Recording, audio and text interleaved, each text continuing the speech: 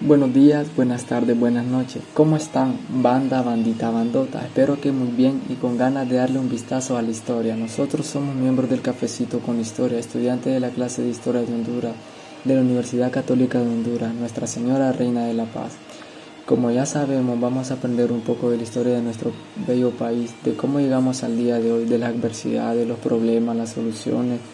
Te invitamos también a reflexionar con nosotros cada uno de los eventos que queremos mencionar en los episodios. Es así que vamos a continuar con un nuevo tema muy importante en la historia de Honduras, el proceso del conservadurismo al reformismo militar de 1963 a 1972. El general Osvaldo López Orellano fue el actor político más influyente por casi 20 años en la historia contemporánea de Honduras. Desde su ascenso como miembro del triunvirato militar en 1957 hasta el derrocamiento por el mismo ejército en abril de 1975. Como presidente de facto militar, osciló entre el conservadurismo, caudillismo extremo aliado de los sectores modernizantes del empresariado norcosteño y de amplios sectores del movimiento popular de 1972 a 1975. Para los años de 1963 y 1965 atendió los intereses que bajo el gobierno de Videla habían sido desplazados de la toma de decisiones como los de la CCIT, los terratenientes a la cúpula conservadora del Partido Nacional. Entre tanto, San Pedro Sula se había convertido en la capital industrial de Honduras gracias a las políticas de fomento de los gobiernos instalados desde 1949. Sin embargo, su élite empresarial, al igual que el sector de la izquierda democrática, el Partido Liberal, habían sido desplazados de la toma de decisión de interés nacional.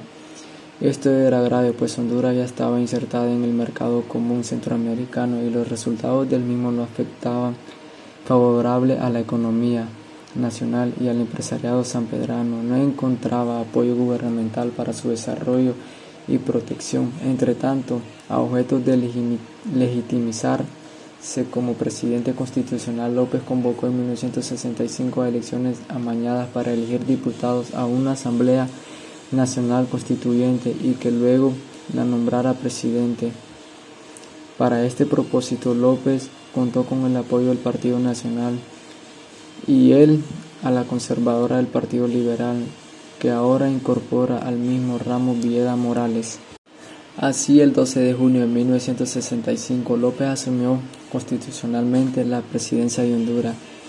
Entre tanto, el empresariado sanpedrano se constituye en fuerzas de presión real al crearse el influyente Consejo Hondureño de la empresa privada COEC y ser controlado, y esta es la Cámara de Comercio e Industria de Cortés, por este sector empresarial.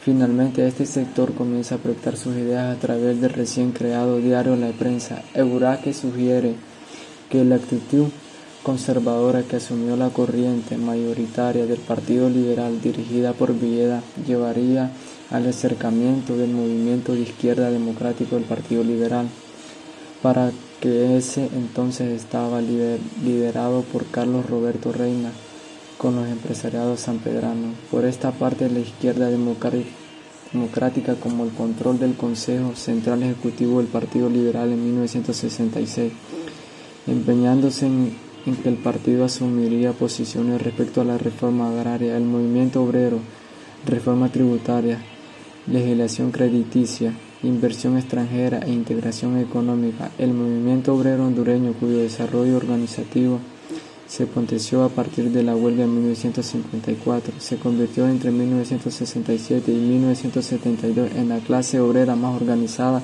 de Centroamérica. Otro punto muy importante es que solo la membresía del departamento de Cortés representaba cerca del 40% del total del país.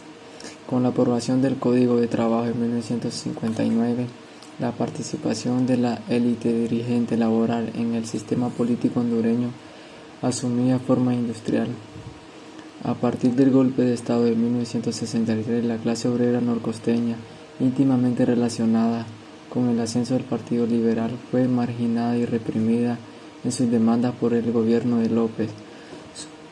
Un aspecto muy importante que uniría con su accionar opositor al sector obrero y a la burguesía sanpedrana fue la aprobación del Protocolo de San José a principios de junio de 1968 como respuesta a la crisis que afectaba a Honduras dentro del mercado común centroamericano.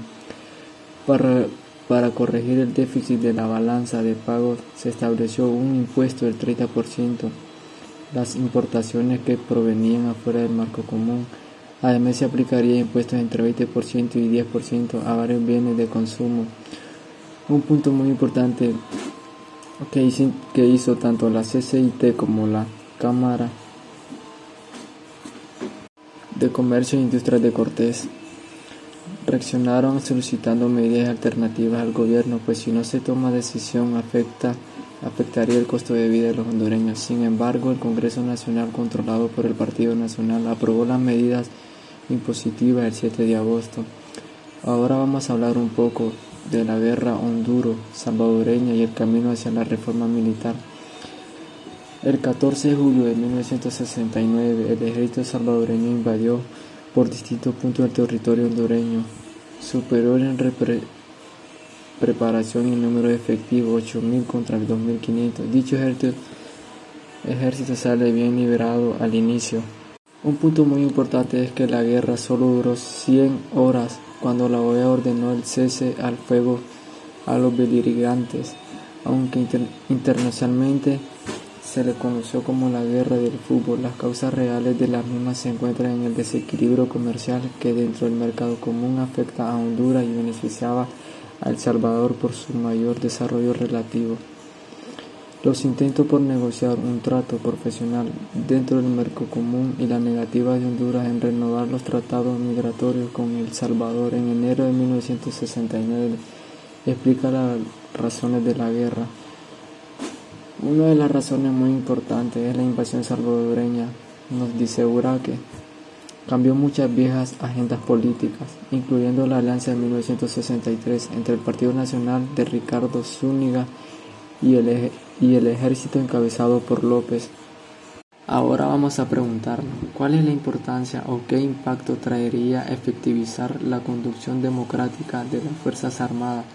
¿De qué manera afectaría permitir que ejerzan el poder? La importancia de implementar una gestión democrática efectiva de las Fuerzas Armadas para evitar que esta trágica historia se repita para nuestro pueblo e incluso para otros países, ya que el golpe de Estado es una amenaza para todos los pueblos latinoamericanos. Es necesario asegurar el completo control civil de las Fuerzas Armadas, encontrar un equilibrio entre la estabilidad económica y política. Por otro lado, la terquedad para mantenerse en el poder puede llevar a descuidar la necesaria institucionalización de las Fuerzas Armadas. Sin embargo, son objetivos muy difíciles de alcanzar para nuestro país. Hemos visto este conflicto del poder muchas veces y de muchas maneras. Para este tiempo incluso aún no ocurrían golpes de Estado tan relevantes como el más reciente en 2009 y del cual se hablará a profundidad en otros episodios. Pero es muy interesante ver cómo este problema, el interés por el poder, puede afectar por tanto tiempo una nación. Puede persistir por tanto tiempo. Estamos hablando de algo que ocurrió entre 1963 y 1972, hace más de 50 años. Instituciones como las mencionadas en el podcast aún se pueden observar en nuestra realidad, como la crisis económica, los cambios ocasionados por los golpes de Estado son grandes. Es difícil para un país mantenerse bien bajo tanta inestabilidad y política y económica. Es necesario un manejo acorde de las instituciones de riesgo como estas para evitar que el país se vea afectado en gran escala. Pero esto fue todo por hoy. Esperamos que hayas aprendido un poco de nuestra historia, que te haya servido como fuente de motivación para saciar la sed de conocimiento nuevo, de buscar respuestas, de ver más allá de lo que se ve. Así que vos, ¿qué opinas? Tus opiniones es importante para nosotros. Déjanos saber qué pensás hacer de esto en los comentarios.